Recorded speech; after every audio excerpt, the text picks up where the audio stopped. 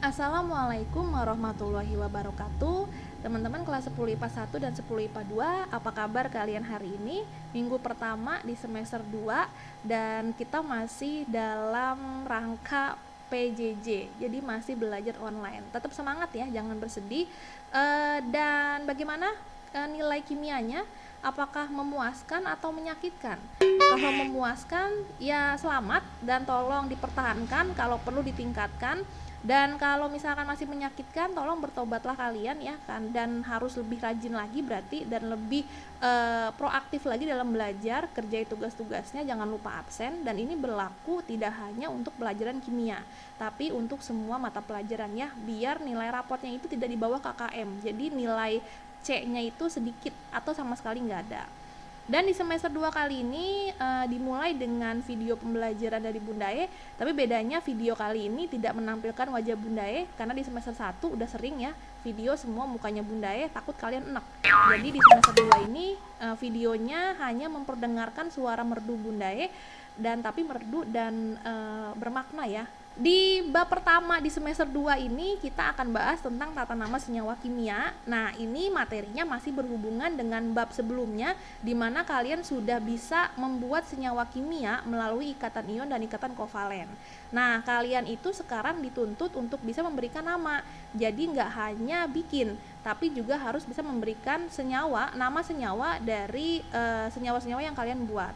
Dan di bab ini kalau bisa kalian banyak mengintip atau banyak melihat tabel periodik unsur. Kenapa? Karena akan banyak sekali unsur-unsur yang keluar dalam bab ini. Dan kalian kan belum banyak kenal nih unsur-unsur, baru oksigen mungkin ya, terus natrium. Nah, nanti akan banyak sekali unsur-unsur yang baru kalian lihat dan baru kalian dengar. Dan kalau kalian masih belum tahu dan belum kenalan, silakan lihat tabel periodik unsurnya. Di situ ada banyak sekali unsur yang nanti akan keluar satu persatu dan akan kalian dan akan menjadi sahabat kalian lah, intinya seperti itu. Tabel periodiknya boleh beli, boleh juga download, sama aja. Unsurnya tidak akan berubah mau beli ataupun mau download. Oke? Kita mulai bab pertama hari ini, yaitu tentang tata nama senyawa kimia. Dimulai dari tata nama senyawa kovalen. Kenapa taruh di depan? Karena ini paling gampang. Ya, kalau taruh di belakang itu yang agak ribet-ribet biasanya. Nah, senyawa kovalen ini terbentuk dari ikatan kovalen, di mana ikatan kovalen ini kan adalah ikatan yang terdiri dari unsur non-logam sebanyak 2 buah. Nah, kemudian untuk menamakan senyawa kovalen itu ada aturannya. Aturannya adalah, pertama, kalian harus menyebutkan dulu jumlah unsurnya, unsur yang pertama, tapi menggunakan angka Yunani. Dilanjutkan dengan unsur non-logam yang pertama, kemudian dilanjut dengan unsur non-logam jumlah unsur non-logam yang kedua masih dengan angka Yunani, dilanjut dengan unsur non-logam yang kedua ditambah belakangnya ida.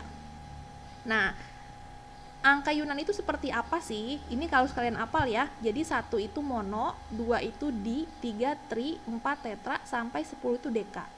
Sebenarnya sampai 100 juga ada sih, tapi untuk level SMA sampai 10 dulu aja ya. Ini harus kalian hafal dan ini sangat gampang sih.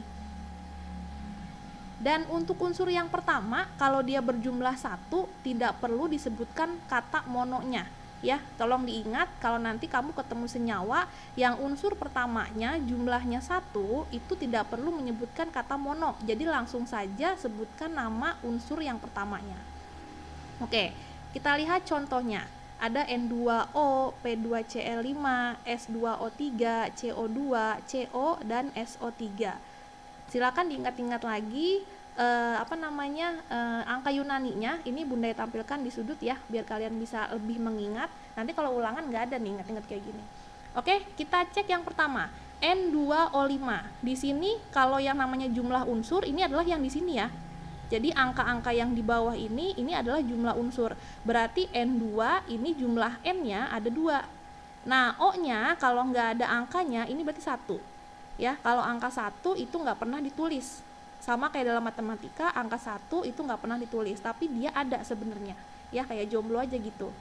Jarang diakui tapi sebenarnya ada. Nah, N2O5 kita lihat. Ini kan 2 punya si N. 2 itu apa? Di. Sebutkan di. N itu adalah nitrogen. di nitrogen, kemudian satu adalah mono. Mono, oksigen menjadi gennya hilang menjadi oksida. Jadi jangan lupa akhiran idanya. N2O itu adalah dinitrogen monooksida. Kemudian yang kedua P2Cl5. 2 punya P berarti di. P itu adalah fosfor, di fosfor. Kemudian 5 adalah penta. Penta Cl adalah klor. Jangan lupa tambahin ida.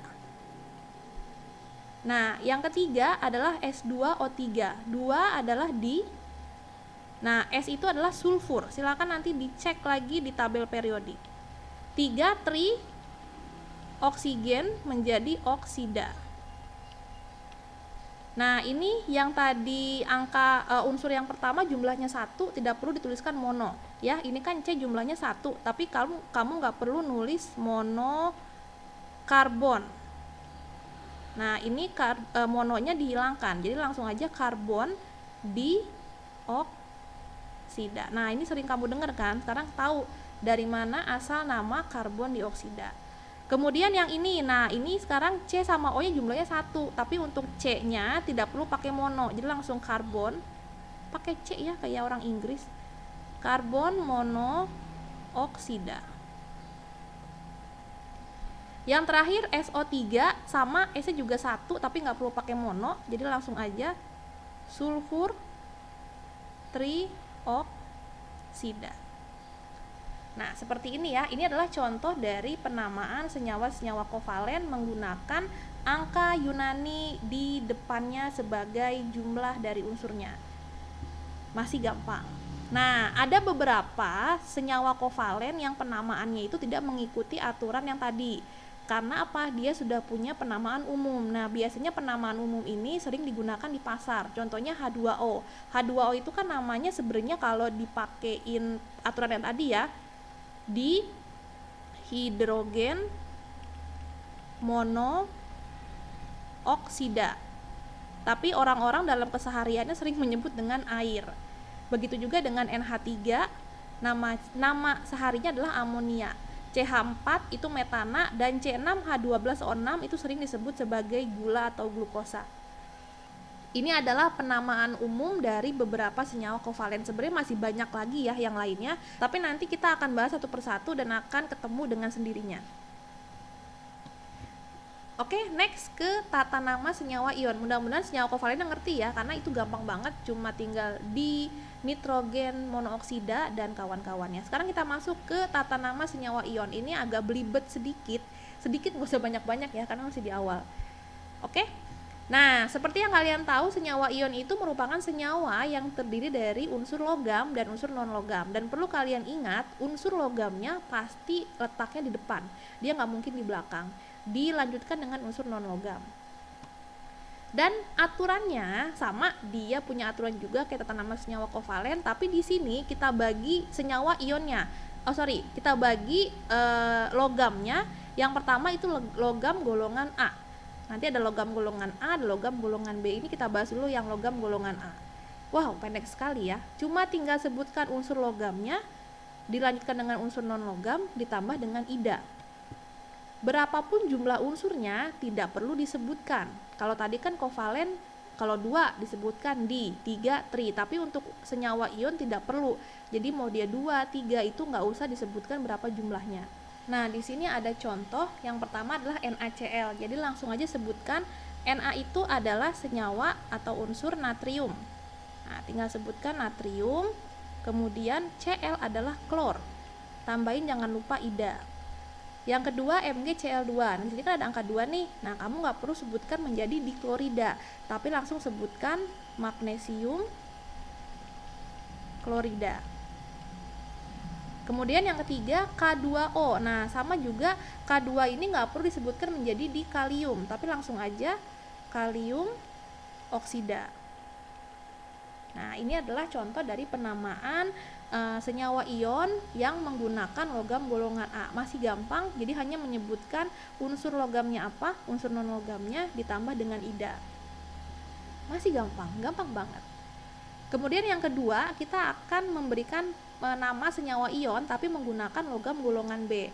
Nah, aturannya adalah sebutkan unsur logamnya, dilanjutkan dengan muatan unsurnya. Nah, ini menggunakan angka Romawi.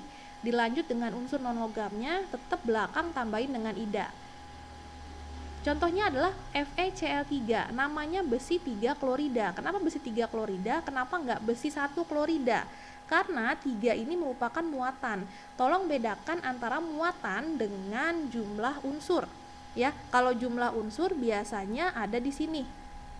Nah, ini jumlah unsur nih, ini 1 Fe. Tapi kalau muatan dia ada di atas. Jadi untuk mencari muatan, kalian gampangnya tinggal switch si angka jumlah unsurnya ke temennya. Nah, misalkan ini FeCl3, ini kan Fe1. Untuk mendapatkan muatan dari si Fe, tinggal switch ini ke sini. Jadi jumlah unsur si Cl itu tarik ke atas menjadi muatan si Fe. Begitupun dengan jumlah unsur Fe tinggal tuker jadi muatan si Cl. Maka dia akan menjadi seperti ini. Fe3+ dan Cl-. Unsur yang di depan pasti muatannya positif dan dia pasti unsur logam. Sedangkan unsur yang di belakang itu pasti muatannya negatif dan dia merupakan unsur non-logam. Nah, angka 3 ini dari sini asalnya. Seperti itu. Kenapa sih Bu kalau golongan B itu harus disebutkan muatannya? Nggak kayak logam golongan A yang nggak perlu pakai penyebutan muatan. Karena logam golongan B itu dia muatannya bisa bervariasi seperti Fe. Fe ini bisa punya 3 muatan, ada Fe2+, ada Fe3+, dan ada Fe4+. Dan setiap muatan ini akan memberikan sifat yang berbeda terhadap unsur-unsurnya. Jadi itulah kenapa logam golongan B itu harus diberikan kepastian tentang jumlah muatan dari unsur yang mengikat mereka. Seperti itu ya. Ini adalah penamaan senyawa ion dengan logamnya logam golongan B. Semoga kalian gak bingung. Nah, contohnya adalah AgCl, CuBr2, PbO2, dan CuO. AgCl ini Ag1Cl1. Kalau kita tuker ini ke sini menjadi Ag+ dan Cl-. Ag itu muatannya 1 positif, maka namanya adalah perak 1 klorida. CuBr2, 2-nya tarik ke sini, 1-nya ke Br. Cu2+ Br-. Cu adalah tembaga ya, silakan lihat di tabel periodiknya. Tembaga 2 bromida. Nah, kemudian ada PbO2, Pb1O2. Ini 2-nya kasih ke Pb, 1-nya kasih ke O. Dia akan menjadi Pb2+ dan O-. Dan perlu kalian ingat bahwa oksigen itu tidak ada yang negatif 1, tapi oksigen itu muatannya harus negatif 2. Nah, gimana Bu caranya supaya si O ini menjadi negatif 2? Ya tinggal dikalikan saja dengan 2. Maka ini akan menjadi 2, ini akan menjadi 4. Maka yang kita pakai adalah yang ini. Namanya adalah tembaga itu timbal. Nah, 4 oksida. Kemudian yang terakhir CuO. Maka ini kalau dipisah, ini 1, ini menjadi Cu+ O-. Lagi-lagi oksigen tidak ada yang negatif 1, silakan dikali dengan 2. 2. Maka akan menjadi tembaga 2 oksida. Ini adalah contoh beberapa senyawa ion yang menggunakan logam golongan B. Semoga kalian tidak bingung ya. Nah, sekarang kita lanjut ke penamaan dengan ion asam H+ dan ion basa OH-. Mungkin di SMP itu kalian sudah pernah melihat dan sudah pernah bersentuhan dan sudah pernah mendengar tentang ion asam dan ion basa. Nah, di sini kita akan membahas sedikit tentang penamaannya. Untuk penamaan ion asam biasanya dituliskan H-nya itu di depan. Jadi kalau yang H-nya di belakang itu hanya senyawa CH3COOH. Nah, ini adalah senyawa asam yang H-nya ada di belakang. Selain dia itu semua H-nya di depan. Dan penyebutan namanya cukup dengan menyebutkan asam di awal, kemudian dilanjutkan dengan ion lanjutannya apa. Contoh HCl yaitu asam klorida. H2SO4 adalah asam sulfat. Itu adalah untuk penamaan asam. Dan untuk penamaan basa, biasanya ion basa itu ada di belakang. Ya, OH-nya itu ada di belakang. Dan penamaannya dengan menyebutkan nama ion atau unsur yang di depannya, kemudian diikuti dengan kata hidroksida. Jadi kalau basa itu bukan bla bla bla bla basa, tapi dia hidroksida namanya. Ya. Contohnya adalah NaOH, natrium hidroksida, dan ada MgOH yaitu magnesium hidroksida. Jadi nggak perlu lagi magnesium dihidroksida, tapi langsung aja magnesium hidroksida. Itu adalah penamaan dari senyawa yang menggunakan atau memiliki ion H+, yaitu asam, dan ion OH- yaitu basa. Gampang sekali. Dan yang terakhir kita akan memberikan senyawa ion, tapi sekarang ionnya itu adalah ion poliatom. Nah, poliatom ini sesuai dengan namanya, poli itu banyak. Artinya dalam satu ion itu terdapat banyak atom. Contohnya adalah ion SO4 2-, NH4+, PO4 3-. Biasanya kalian mungkin tahu ion itu seperti tadi ya, kita ketemu dengan O2-, ini kan ion juga. Kemudian ada Cl-. Nah, ini adalah ion-ion yang jumlah unsurnya hanya satu. Tapi kalau SO4 2- itu kan jumlah S-nya ada 1, kemudian oksigennya ada 4. Kalau dijumlahin dalam satu ion ini ada 5 unsur.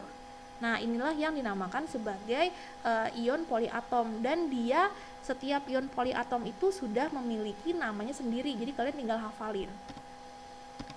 Bisa kalian searching di internet atau sepertinya di buku kalian juga ada. Ini adalah beberapa ion poliatom yang sering keluar, ya. Jadi kalian tahu nih ada OH-, ini hidroksida, si basa termasuk poliatom. Ada sulfat dan sulfit, ya kayak anak kembar, ya kan. Sulfat, sulfit bedanya adalah di jumlah unsur oksigennya. Kemudian ada fosfat dan fosfit, ada antimonit, antimonat, ya pokoknya banyak lah. Jadi silakan kalau nggak hafal boleh lah masih ngintip-ngintip karena kita masih belajar, ya. Nanti kalau udah ulangan jangan ngintip lagi. Oke, ini adalah beberapa ion poliatom yang sering keluar. Ya, silakan dipandangi dan silakan kenalan dengan mereka. Ada 30. Untuk level SMA, nanti level di atas SMA sebenarnya ada lagi. Nah, kita cek atau kita latihan sedikit contoh dari senyawa-senyawa poliatom yang akan kita berikan nama. Nah, ini ada ion Na+ yang bertemu dengan SO4 2-. Akan jadi apa senyawanya dan bagaimana namanya? Nah, untuk mengikat dua unsur poliatom seperti ini yang ada poliatomnya, sebenarnya kebalikan dari yang tadi kita mencari muatan. Kalau sekarang kan sudah ada muatannya, tinggal diikat. Kalau yang tadi kan kita mencari muatan. Sebenarnya ngikatnya juga sama aja. Jadi muatan dia ini kalian berikan aja ke temennya menjadi jumlah unsur. Ini juga sama. Ini kasih ke dia. Jadi kalau tadi Na+ SO4 2-, maka 2-nya dari SO4 ini menjadi punya Na. Dia akan seperti ini. Na2 SO4. Nah, namanya apa? Tinggal kalian sebutkan. Na itu natrium. Nah, SO4 2- adalah sulfat. Dari mana tahunya? Lihat tabel, ya. Jadi jangan malas untuk membuka kembali tabel yang tadi. Fe2+ dengan NO3-. Fe-nya ini kasih ke sini, satunya kasih ke sini. Jadi Fe1 NO3. Nah, ini harus pakai tanda kurung. Kenapa? Karena 2 ini punya si N juga, punya si O juga. Kalau kalian nulisnya kayak gini, nah, ini salah. Antara 3 dan angka 2-nya itu nggak ada pembatas. Jadi biar dia ada batasnya juga dan biar terlihat juga bahwa angka 2 ini adalah milik si N juga, milik si O juga, maka harus pakai kurung ya biar enggak lari. Fe besi. Nah, besi ini golongan B. Jadi jangan lupa tulis si angka 2-nya. Ini berlaku lagi penamaan yang tadi ya, logam golongan B. NO3- adalah nitrat. Nah, seperti itu. Cu2+ SO4 2-. 2-nya kasih ke Cu, 2 ini kasih ke SO4. Maka dia akan menjadi Cu2 SO4 2 kali. Kalau kalian ketemu angka indeks seperti ini boleh disederhanakan, ya. Ini 2, ini 2. Jadi sama-sama dibagi 2, dia akan menjadi Cu1SO4 satu kali. Kalau satu nggak perlu pakai tanda kurung ya. Dan ingat untuk menyederhanakan ini harus angka yang sama-sama bisa dibagi. Kalau dia nggak bisa dibagi jangan maksa. Oke? Nah, Cu adalah tembaga. Tembaga golongan B jangan lupa pakai muatan. Jadi selama dia logamnya golongan B itu harus pakai muatan. Nah, seperti ini. Mungkin kalian ada yang bertanya, kenapa sih kalau golongan B harus pakai angka muatan, kenapa golongan A seperti natrium, kalium itu nggak perlu ada muatan? Karena tadi seperti yang Bunda jelaskan di slide sebelumnya, kalau golongan B itu muatannya bisa bervariasi. Besi itu ada besi 2+, ada besi 3+, ada besi 4+. Tapi kalau Na itu hanya ada Na+, tidak ada Na2+, ya, nggak usah halu. Itulah kenapa untuk golongan B harus ada kepastian dari jumlah muatannya, ditulis dengan angka Romawi. Oke, ini adalah contoh 3 senyawa ion poliatom, dan akan banyak lagi ion-ion poliatom lainnya. Yang penting kalian bisa tahu nama si tadi ion yang di tabel itu dan juga hafal nama unsurnya. Ya, kurang lebih seperti ini. Mudah-mudahan kalian paham dan mudah-mudahan tidak bingung ya dengan apa yang Bunda sajikan hari ini. Tadi ada penamaan logam, kemudian penamaan ion. Ionnya juga ada yang menggunakan logam golongan A, logam golongan B, dan asam basa. Kemudian yang terakhir menggunakan senyawa poliatom. Mudah-mudahan nggak bingung, dan Bunda sih berharapnya kalian nggak bingung. Dan terima kasih, slide sudah habis, artinya materi ini sudah selesai. Terima kasih untuk waktunya, terima kasih untuk kuotanya, dan tetap 3M, ingat menjaga jarak, memakai masker, dan mencuci tangan ya. Dan silakan kalau pakai video ini kan berarti bisa kalian ulang-ulang lagi nih kalau kalian belum paham, dan memang harus diulang, jadi nggak hanya sekali, harus ya minimal 2-3 kali lah, baru kalian biasanya bisa mengerti ya. Dan Bunda harap kalian jangan bingung karena materi kita masih banyak lagi yang lebih kompleks dari ini. Persiapkan energi kalian, persiapkan stamina kalian, dan persiapkan semangat kalian. Oke, terima kasih untuk waktunya hari ini. Selamat belajar dan selamat melanjutkan ke pelajaran selanjutnya. Bunda tutup. Wassalamualaikum warahmatullahi wabarakatuh. Dadah.